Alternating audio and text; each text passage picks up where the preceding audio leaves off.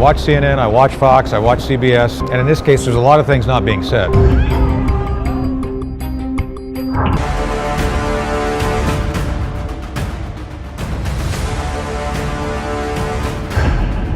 This is just the essential nature of Chinese communism. Chinese communism is evil. Every person it harms is directly attributable to the Chinese Communist Party.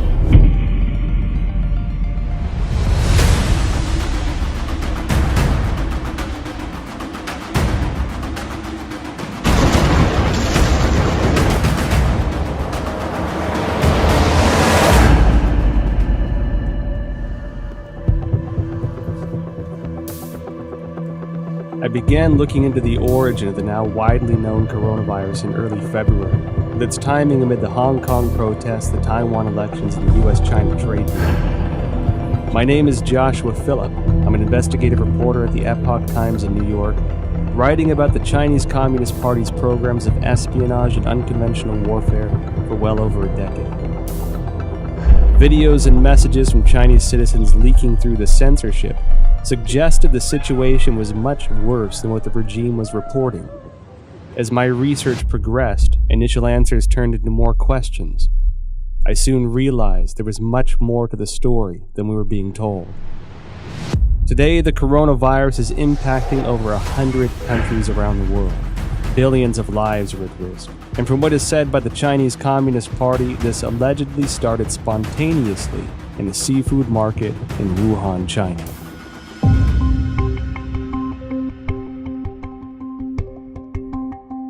Wuhan is the capital of Hubei province, the largest city in central China. Huanan Seafood Market is located in Jianghan district of Wuhan City and is a large, comprehensive market that includes pork and a variety of frozen seafood, flavored spices, as well as some game meats.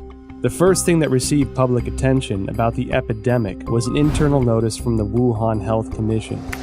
There has been a continuous occurrence of pneumonia cases of unknown cause.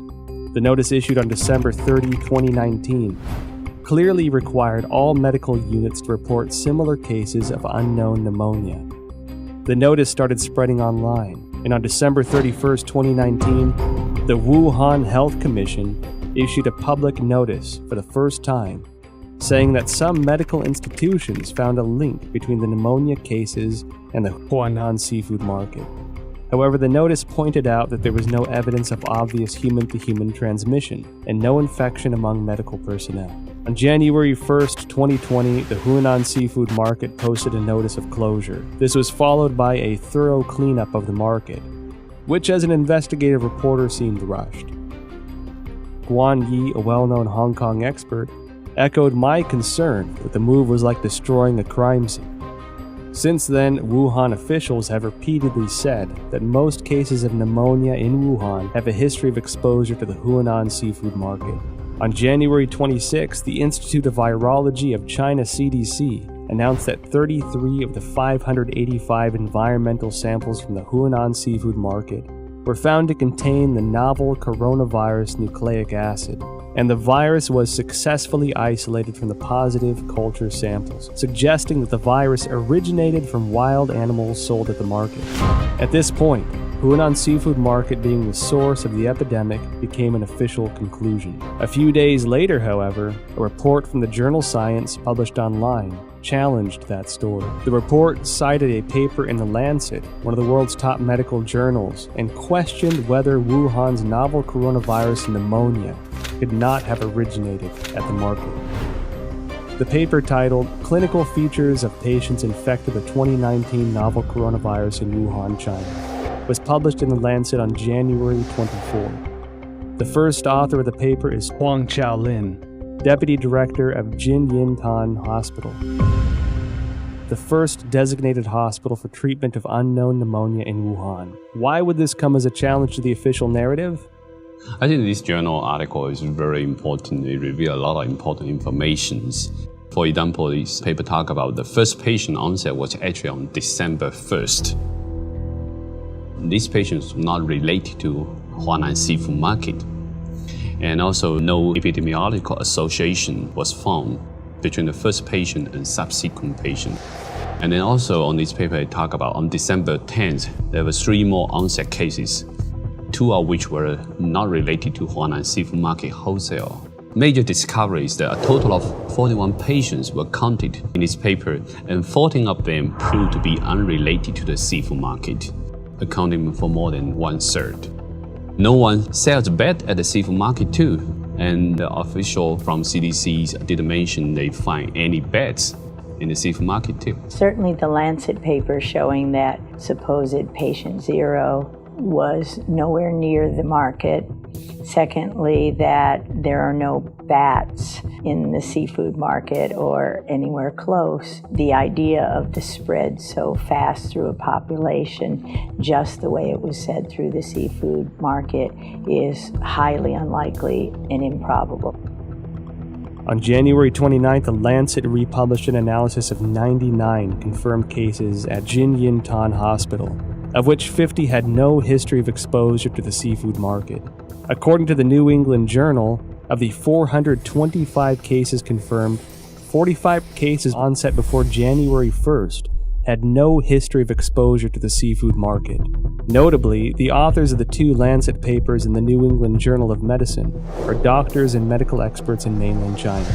Daniel Lucy, an epidemiologist at the University of Georgetown, said in response to the Lancet paper that if the data were accurate, the first case would have been infected by the virus already in November 2019, because of the incubation period between infection and symptoms. This would mean that the virus was quietly spreading between people in some parts of Wuhan before the cluster of cases with a history of exposure to Huanan seafood market began on December 15. The first expert group from the National Health Commission arrived in Wuhan as early as December 31st, 2019. The expert panel established a set of diagnostic criteria after investigating Jinyintan Hospital of Wuhan that stipulated a history of contact with Huanan seafood market, the person having a fever, and displaying the whole genome sequence. All 3 standards have to be met to confirm a case. This standard was used until a second group of experts, including Zhang Nanshan, arrived in Wuhan on January 18th and made a revision. Why did the panel impose a history of seafood market exposure as a criteria of diagnosis, knowing that at least 1/3 of the cases were unrelated to the seafood market? They clearly know about 14 patients not related to Huanan seafood market at all. That clearly means another source of outbreak. I think somehow this could be a malfeasance or somewhat intentionally cover up some important source of infection. It can go a long way to covering up the actual source by imposing a false place and you're not looking at the actual victims. Then you're only allowed to find your keys under the light post. The numbers that we're getting from China about new infections and deaths are highly suspicious. We know that Beijing, for 6 weeks in December and January, suppressed information of the epidemic. And then when they officially acknowledged it on January 20, they then started a campaign of suppression of information. We know that because the central leading group that was announced on January 26 has a 9-person roster, and it's very heavy with propaganda officials. Indeed, the vice chairman of the group is the Communist Party's propaganda czar. It appears that the party's main goal here is suppression of information, controlling the narrative. That's more important to them than actually ending the epidemic. I was in China when SARS happened, and we were evacuated, and it's the same, it was the exact same thing. There's no transparency. They tried as long as they could to cover it up until finally it was just like with the coronavirus, they could no longer cover it up, and then they proceeded to act. I mean, I think from my perception back then, their response to it is exactly the same.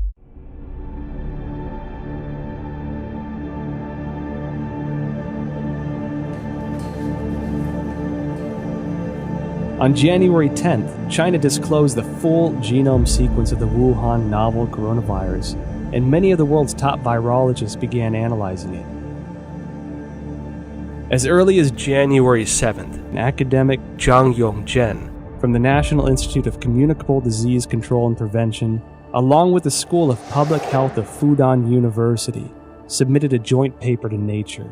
The paper was published on February 3rd and pointed out that the Wuhan coronavirus is closely related to CoV-ZC45 and CoV-ZXC21, two viruses sampled from bats in Zhoushan by the People's Liberation Army.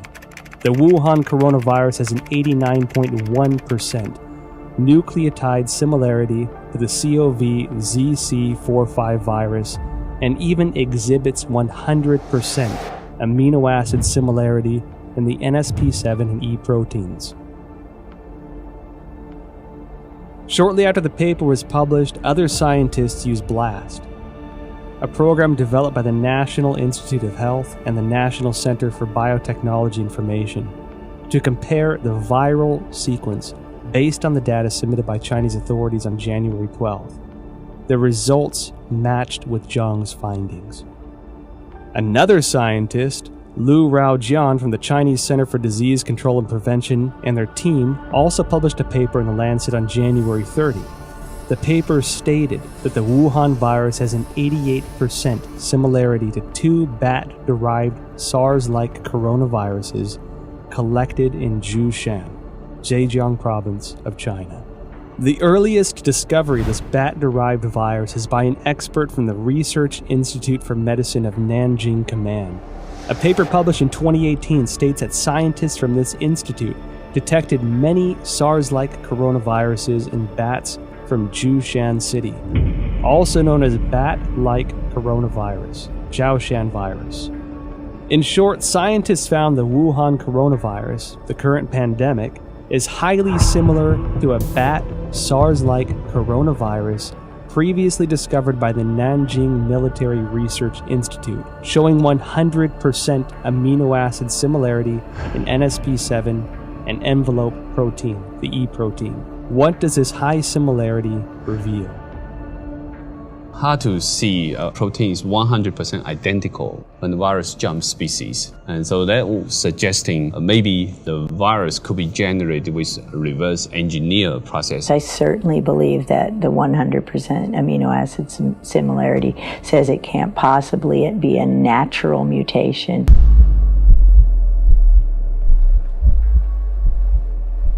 On January 21st, researchers from the Institut Pasteur, Shanghai, Chinese Academy of Sciences published a paper in Science China Life Sciences that mentioned an important phenomenon.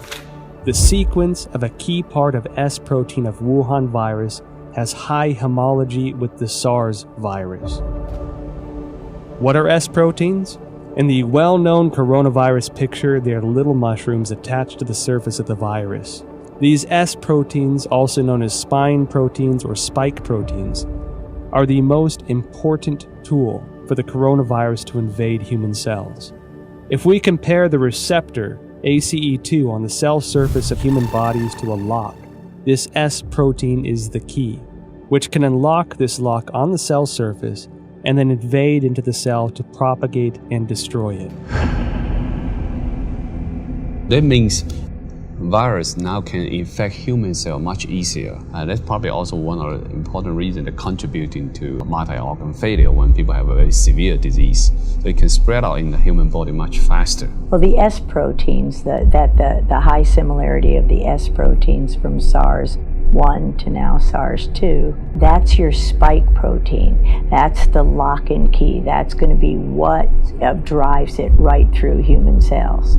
And so we know that's the pathogenic spike protein that for the original SARS. So now you're allowing that access to human tissues because the spike proteins of the natural evolutionary strains don't infect human cells at all. So that research has been going on at Wuhan and published since 2007. And clearly, if that spike protein from SARS weren't on the new COVID-19 or SARS-2, it wouldn't be able to enter human cells. So again, this is evidence that it couldn't go through the Wuhan seafood market. Research into the virus genome sequence revealed many essential data points. According to a February 28 report in the South China Morning Post, the Shanghai P3 laboratory, which first shared the Wuhan coronavirus genome with the world, was ordered to close by authorities, impeding further research on the virus. Professor Zhang Yongzhen and his team, who published the genome sequence on January 11th, worked at this laboratory.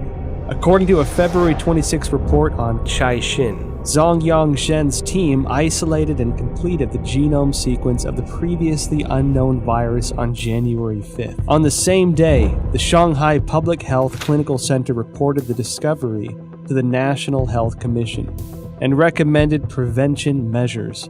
No response was received as of January 11th. And it was then that the team decided to publicize the virus genome sequence on virological.org, becoming the first team to do so in the world. Caixin also reported that the Hubei Health Committee already notified genome sequencing organizations on January 1st regarding the cessation of analysis of Wuhan virus samples. Existing virus samples must be destroyed. Information on the samples, related to papers and related data, are all prohibited from release. On January 3rd, China's National Health Commission distributed Notification Letter 2020 No. 3, in which a similar directive was presented. Afterwards, the once active Chinese scientific community suddenly fell into an eerie silence. What was the Chinese Communist Party trying to hide? This is telling us the Chinese government is censoring this information. They do not allow the samples to be sequenced or do not allow the sequence to be published or submitted to the gene bank. Its response to this virus is extremely troubling. It ignored it for 6 weeks. It allowed it to spread around China. It tried to get other countries to not protect themselves. This is dangerous, irresponsible behavior, and it's endangered not only the Chinese people, but people around the world. There is no other way of looking at it. They are responsible for the continuation of this coronavirus. And every time it comes back, because it will come back, because it's going to be with us now permanently, it will come back, and every person that it kills, every person it harms, is directly attributable to the Chinese Communist Party.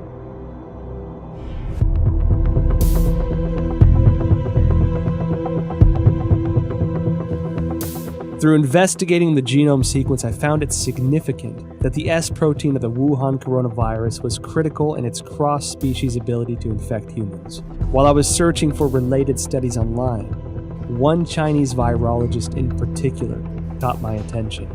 She spent many years researching bats and coronaviruses. She was the first to locate the key to how coronaviruses can overcome cross-species barriers in order to directly infect human bodies. And she was the first to discover that the SARS virus was the result of a restructuring of multiple SARS-like coronaviruses found in bats. Her name is Shi Zhengli, and she may be an important link to the origin of the virus. Wikipedia describes Shi Zhengli as a, quote, Chinese virologist and researcher at the Wuhan Institute of Virology, which is part of the Chinese Academy of Sciences. Further investigations show that Shi Zhengli has been a figure of controversy since the Wuhan virus outbreak. This is due to a paper she published in 2015 discussing her own research into synthetic viruses. Caixin, a media company with ties to the Chinese Communist Party, interviewed Shi Zhengli in an attempt to refute these rumors. Dr. Zhengli, she is one of the top experts in China studying about coronavirus in Wuhan Institute of Virology. She has so many publications from collecting, identify bad coronavirus from bad caves. Her lab has these capacities and very sophisticated capacity to generate mutations to make it best fit in human expression as well. Delving further into related information, I discovered that Shi Zhengli published not one, but 4 papers in total, each of which contains important information. Since the SARS outbreak in 2003, Shi Zhengli has been conducting research on coronaviruses. From 2010 onward, the focus of Shi and her team was redirected to identifying the capacity for coronavirus transmission across species, specifically putting the spotlight on the S protein of the coronaviruses. In other words, her team's research in the Wuhan lab has been looking into the part that can make coronaviruses transmittable to humans. In June 2010, a team including Shi Zhengli published a paper. It describes research to understand the susceptibility of angiotensin converting enzyme 2 ACE2 proteins of different bat species to the S protein of the SARS virus. In the experiments, they also modified key amino acid convents to mutate the bat's ACE2 to examine compatibility with the SARS S protein. This paper demonstrated their awareness of the special relationship between the S protein and the ACE2 receptor. It also signified that Shi had unearthed the passageway for coronaviruses into human bodies. In October 2013, Shi and her team published a paper in the authoritative science journal Nature. They claimed a breakthrough in coronavirus research. What was their breakthrough? They successfully isolated 3 viruses from bats, one of which had an S protein that integrated with human ACE2 receptors. This effectively demonstrated the human infection of SARS-like viruses to humans without the need of an intermediary host. Then, in November 2015, Shi and her team at the Wuhan lab once again published a paper, this time in the British journal Nature Medicine. They discussed the creation of a synthetic virus, a self-replicating chimeric virus. This virus had the SARS virus as the framework, with the key S protein replaced by the one they had found in a bat coronavirus she mentioned in her 2013 paper. This new virus demonstrated a powerful ability for cross-species infection. The mice infected with this synthetic virus revealed severe lung damage with no cure.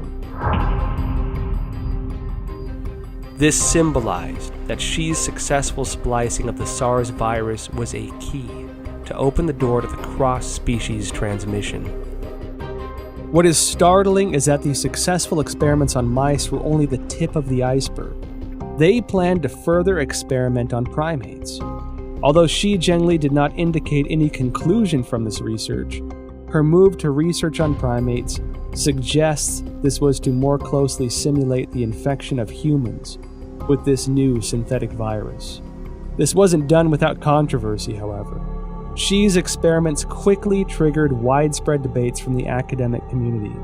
Simon Wayne Hobson of the Pasteur Institute in France expressed deep concerns. He told Nature, if the new virus escaped, nobody could predict the trajectory.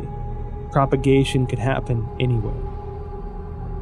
His statement is exactly what's happening, that the virus is everywhere. Additional studies very strongly support the idea that this new coronavirus came from a recombination event. However, this did not terminate Shi's research. On November 14, 2018, Shi Zhengli spoke at the School of Life Sciences and Biotechnology at Shanghai Jiaotong University. The topic was bat coronavirus and its cross-species infection. Reports of this event have since been deleted from the university website. I discovered 2 more significant pieces of information regarding the dangers of the research conducted by Shi Zhengli's team.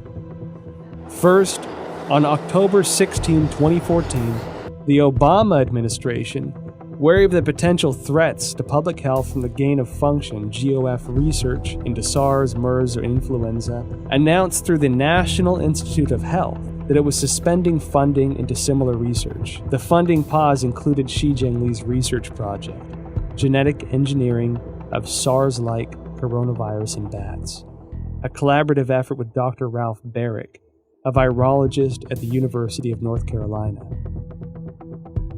Second, after the Wuhan outbreak, Indian researchers compared the S protein sequence between 2019 nCoV and SARS. They discovered that 2019 NCOV had 4 new sequences inserted, all of which can be found in HIV sequences through a search on GenBank. Shi Zhengli discredited those observations, although she never denied the existence of the 4 inserted sequences. However, scientists probing GenBank found that there were only 3 viruses containing all sequences. The first is the HIV virus itself. The second is a bat coronavirus discovered by Shi. And the third is this new Wuhan coronavirus. We've done this kind of work for now 40 years for me. There's the sequence analysis and comparison of the virus of the SARS to COVID-19 apparently has genes that come from other human and other species, including some envelope, the GP41 from HIV. What is the HIV's GP41? The answer I found online describes GP41 as a protein of HIV that acts as the key to infecting human bodies, resulting in the functional failure of the immune system. If the discovery by Judy and her colleagues are established, it would mean that the infectious part of the Wuhan virus, the S protein, incorporated the sequence of the HIV key protein. This made me think of the immunodeficiency symptoms in people infected. They were doing research on a human transmittable coronavirus that was actually published in a paper. So this is research that they actually published. They were working on developing a coronavirus for the human host, which, leads you to question, why would you be creating a coronavirus that can infect humans? What would be the purpose of that research? Is it for a weapon? Is it so that you can then create a vaccine that you are the sole recipient of the profits from? The Chinese have full access to our databases. They have full access to all that research that comes out. They have full access to all our universities to train their scientists. And they have full access to our scientists, like was, with the recent indictment of the head of the chemistry department at Harvard. I mean, this is the 1,000 Talents program. Tens of thousands of the world's most brightest people in all of these different areas that are going to China to help them with their programs. And all of these programs, as you know, have a dual use capability.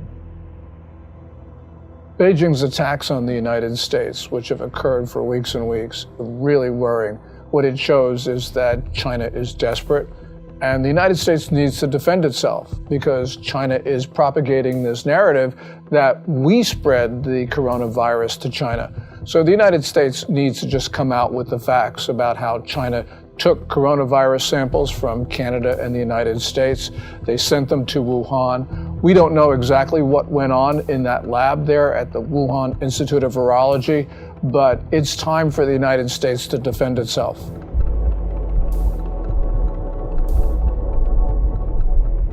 January 23rd, 2020. The Wuhan virus exploded.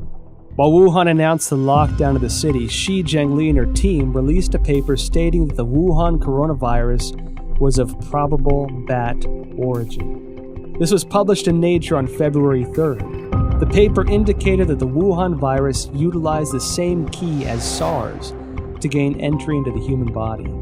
She also announced the 2019 NCOV genome sequence was 96.2% consistent with a bat coronavirus originating in Yunnan, China, called RATG13, signaling a natural source of the Wuhan virus. However, Shi Zhengli's natural origin assertion was doubtful. The outbreak occurred in Wuhan, the same location as the P4 laboratory where Shi was based, and which housed highly similar viruses. Common sense would lead the government to first inspect the P4 laboratory for any leakage incident and potential safety concerns. Instead, they shifted public attention from the P4 laboratory to the South China seafood wholesale market that sold no bats, and designated it as the origin of the disease. At the same time, authorities sealed off all virus samples, prevented international experts from joining the investigation, and used national television to slander doctors such as Li Wenliang, who disclosed the outbreak for spreading rumors. If the Wuhan virus indeed emerged naturally, Why would the CCP need to censor relevant news or block investigations? Could the Wuhan P4 laboratory have its secrets?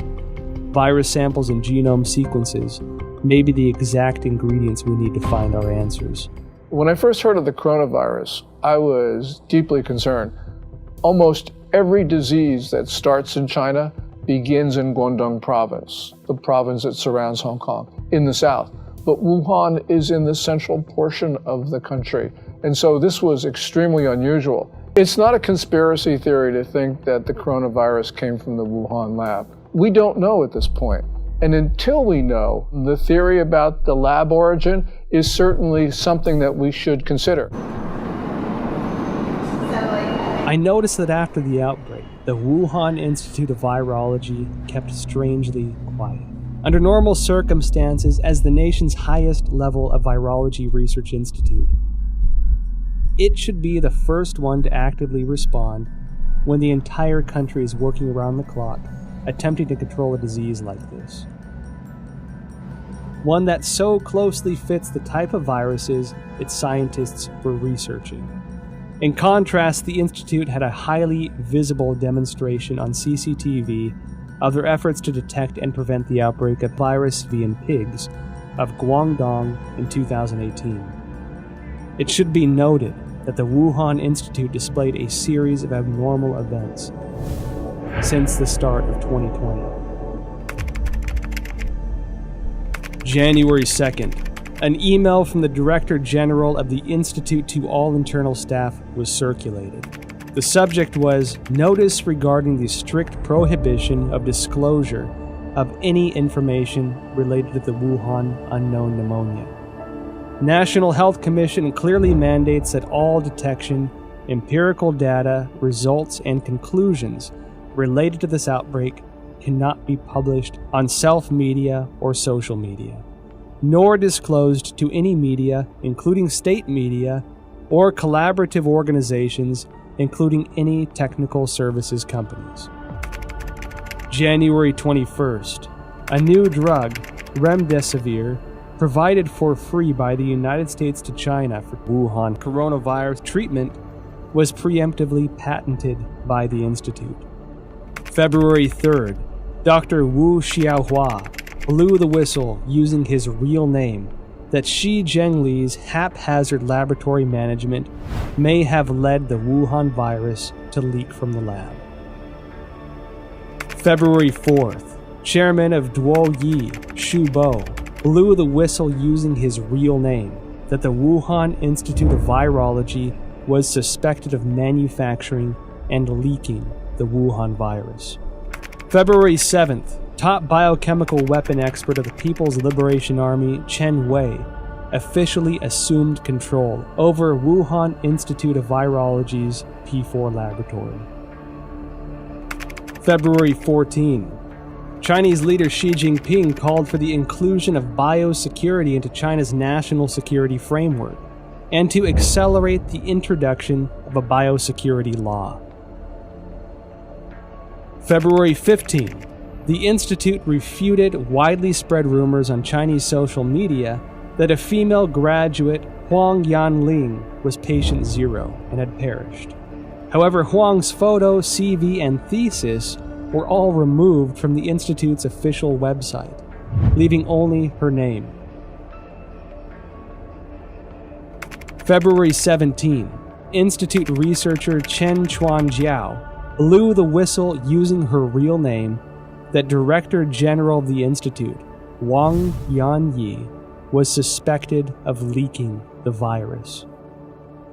I graduated from the University of Virginia in 1980. My first job was to go to the National Cancer Institute, which was housed at Fort Detrick, Maryland, the same place that houses the USAMRIID, U.S. Army Research Institute on Infectious Disease, the biosafety level 4 facility, equivalent of the Wuhan facility. And so at these facilities, it's where investigators who I went in there myself, you can see the breakdowns in safety, and it's everywhere. That's why I have no doubt the Chinese biosafety level 4, it was just as lacking in safety, in rigor. You can argue that they don't care. Suspected of leaking the virus, military biochemical weapons expert assumes control.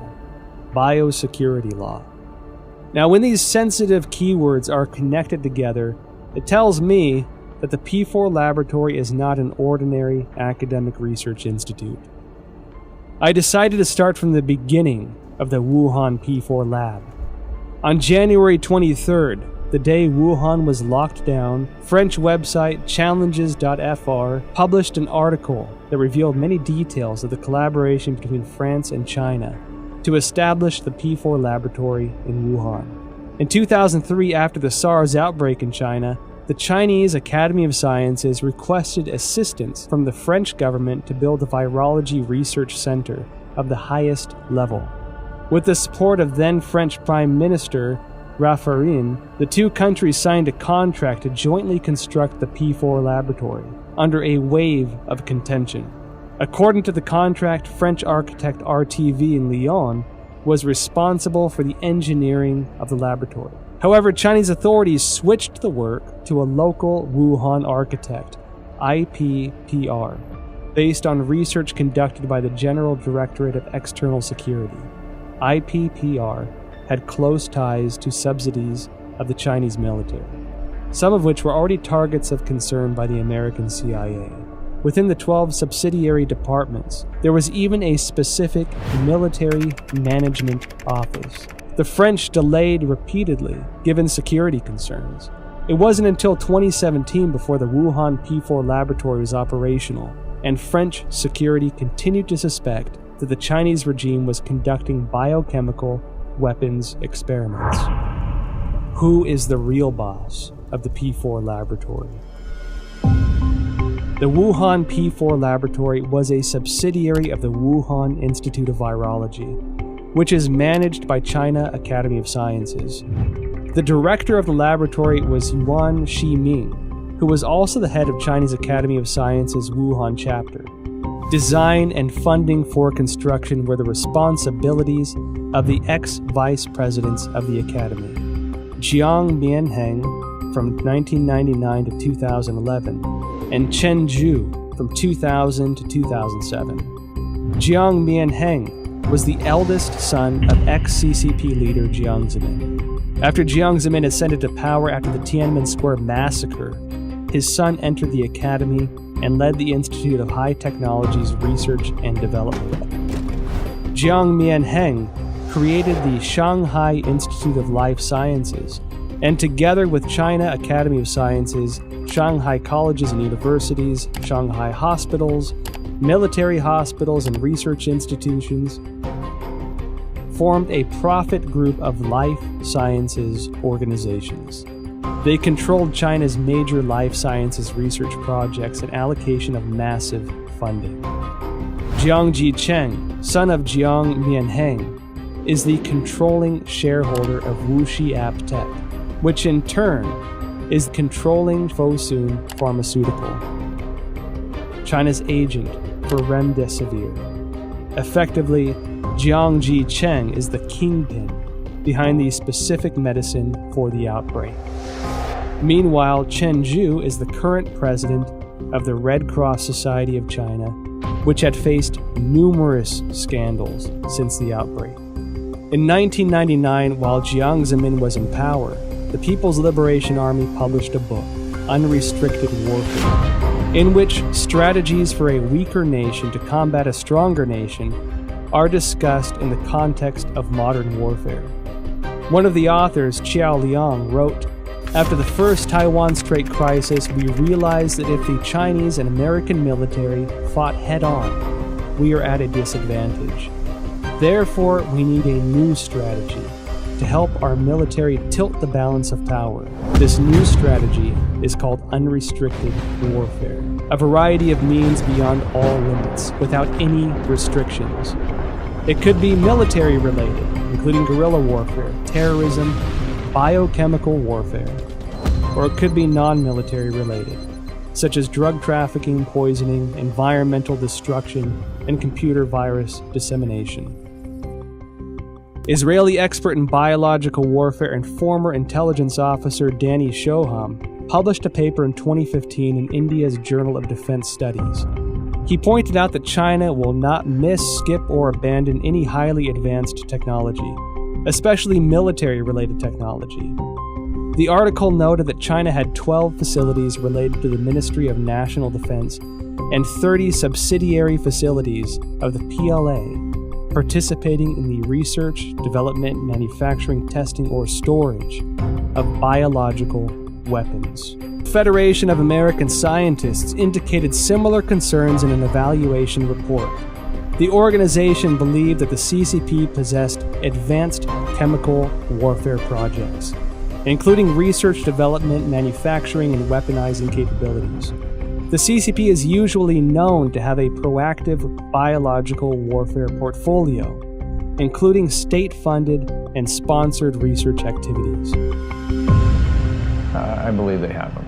I believe they're developing them. I think they want to be the most advanced nation on earth when it comes to biological weapons. The same as I believe that they do forced organ harvesting. The same as I believe that they have concentration camps for Uyghurs. The way I believe that they have systematically killed millions of Falun Gong. It is the same thing, this regime. You can count on it. So Wuhan as an area, I think, is critical by the fact that there's a lot of concern about what China's ambitions are regarding long-term global domination. I'll just say it that way. Their military doctrines indicated that they intend to be the dominant political and military force in the Pacific Rim. I've talked to senior members of the Trump administration who have had conversations with the senior Chinese generals, and that's what they basically say. It's in their doctrine, too. So we have to examine this new clue. This is one piece of the, Wuhan, biological warfare. Does this mean something to these other things we're already seeing? Because the Chinese have already kind of stated this is their objective. So I think we have to analyze it through that lens. What does this mean to the larger political narrative of what China wants to do to dominate the region and potentially the world? We don't have to speculate about being at war. Last May, the Communist Party, through People's Daily, carried a piece which said that there was a quote-unquote people's war against the United States. They've declared war on us. We have to respond. There is a war. China's told us there's one.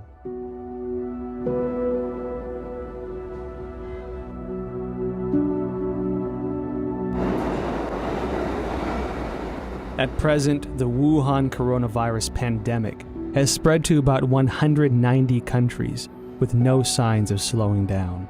The United States announced a state of national emergency. Europe became the new center of the outbreak. The world's largest art museum, the Louvre, and the Eiffel Tower closed to the public. Tragic scenes, previously only found in Hollywood films, are now playing out live on the world stage. And given how closely it seemed to align with the Chinese regime's narratives, I can't help but question the role the WHO had in this catastrophic pandemic. Well, I think all you have to do is look at the photo of Tedros and Xi shaking hands, Xi standing there, Tedros going up to there, and it really is indicative of how China controls many of these international institutions. You can see that the WHO is essentially following Chinese Communist Party's guidelines. You can see that the UN Human Rights Council is similarly following what China does. From the very beginning of the coronavirus outbreak, the Communist Party has done its best to prevent the CDC and others from studying the origin of this disease. We don't know what's there, but the fact that the Communist Party is covering this up should trouble us deeply. Then you see the World Health Organization take over YouTube. And what's amazing is now at the bottom of every YouTube video, even from Chris Martenson with his daily updates, he's just reading facts. Now it's the World Health Organization is a forced link to go to the site. So for any person who doesn't know who the World Health Organization, they go there to get the propaganda. Not the facts, not the truth, they get the propaganda, they get the talking points from the World Health Organization. And that is also it's a shame that American corporations, especially social media, like Google, like Facebook and Twitter, they're trying to censor or ban or shadow ban or manipulate algorithms, so on and so forth, to prevent an actual honest conversation. The best way this is going to be answered, all this, we want the truth. The biggest issue I've learned over my 40-year career, it's not really fighting the viruses and learning how to treat the viruses. It's fighting a system that is determined to cover up and persecute anyone who reveals the truth behind. Today, the World Bank, many of the international institutions have essentially adopted a posture whereby if the Chinese Communist Party tells them to do it, they're going to do it. I'm not surprised at all by what the WHO says. I'm not surprised at all by ICAO, which basically has been blocking people from that tweet about Taiwan. I mean, the whole system, and this is why, by the way, the national security strategy that came out in December 2017 says what it says, which is we need to protect our societies, not just the United States, but all democracies. We need to rebuild them, not invest Chinese Communist Party regime in the Belt and Road Initiative and Made in China 2025. And we need to inspire people again to believe in democracy. Every country has diseases, but in China, they become national emergencies and global emergencies because the real disease here is communism. A sprawling and aggressive disinformation campaign unleashed globally by the Chinese Communist Party. The propaganda push, which has escalated in recent weeks, aims primarily to deflect blame over the Chinese regime's botched handling of the Wuhan coronavirus, to sow discord internationally, and to portray the image that the regime has contained the outbreak. During the investigative interview process, well-known scientists who once suggested a laboratory origin of the virus declined to be interviewed one after another. Some avoided the topic of virus origin completely. Some had already composed scientific arguments but abruptly retracted their papers. I felt as if a giant net of censorship was cast by the CCP over virologists around the world. Silence at this time could have consequences for the health and lives of billions of people. I watch CNN, I watch Fox, I watch CBS, and I try to make my own assessment. And a lot of the time, you can figure out what's really going on by what they're not saying. And in this case, there's a lot of things not being said. Bottom line, they want to make money from China. They fear the Chinese repercussions if they air this stuff. It just gives you an indication of how powerful the Chinese Communist Party is.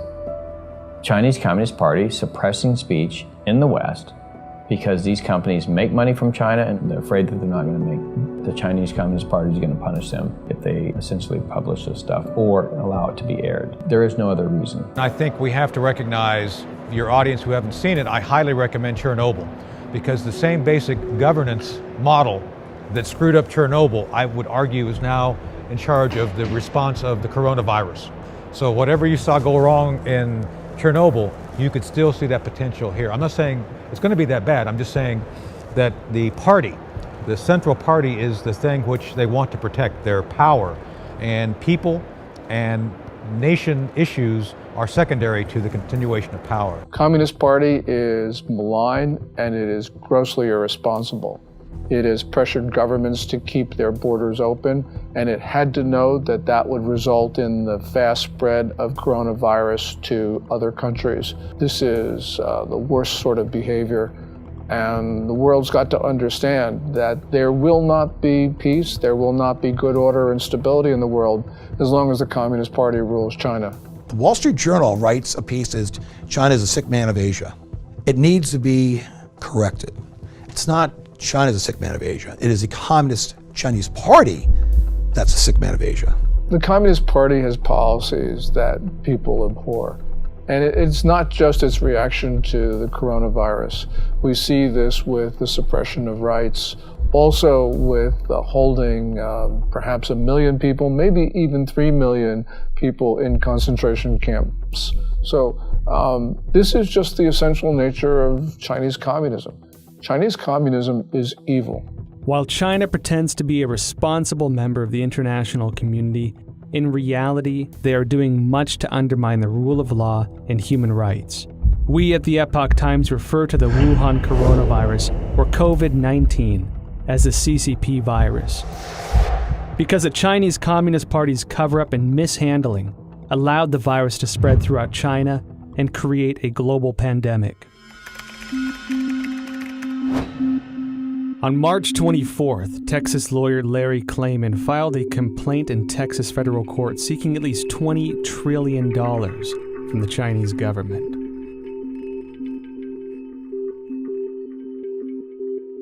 Klayman said in a statement, quote, "The Chinese people are a good people, but their government is not, and it must be made to pay dearly."